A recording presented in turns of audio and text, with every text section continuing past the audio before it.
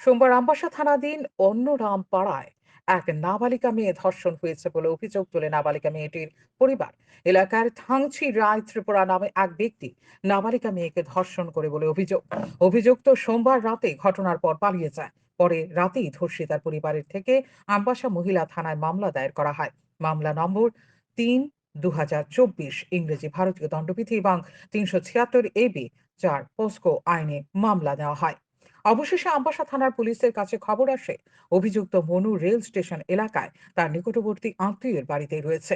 যথারীতি আমবাসা থানার পুলিশ মঙ্গলবার ছুটে গিয়ে গ্রেপ্তার করে পরে অভিযুক্ত থাংচি রায় ত্রিপুরাকে পুলিশ আটক করে আমবাসা থানায় নিয়ে আসে। 20 তারিখ আমবাসা ওমান কেসে একটা কেস রেজিস্টার হয় POCSO case number 3/24 under section 376 AB IPC and full POCSO.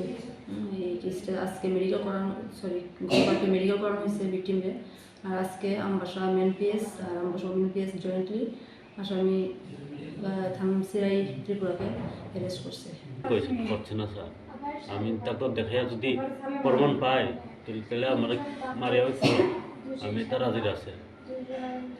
আমি যদি কিছু না করে আমার যদি ভুল বুঝে এরকম করলে আমি ভালো লাগে, আমার দুঃখ হয়। আমি সেগুলো থামার সময় আমার কিছু কইছে না, এমন সেমন কেউ আমার কইছে না। ওখানে আমি বিয়া করছে এও করছে, আমি কিতা লাগিয়া করবো একা আমি কি লাগিয়া করবো? আমার বাড়ির বউ আছে, বাচ্চা আছে, আমি কি লাগিয়া করবো?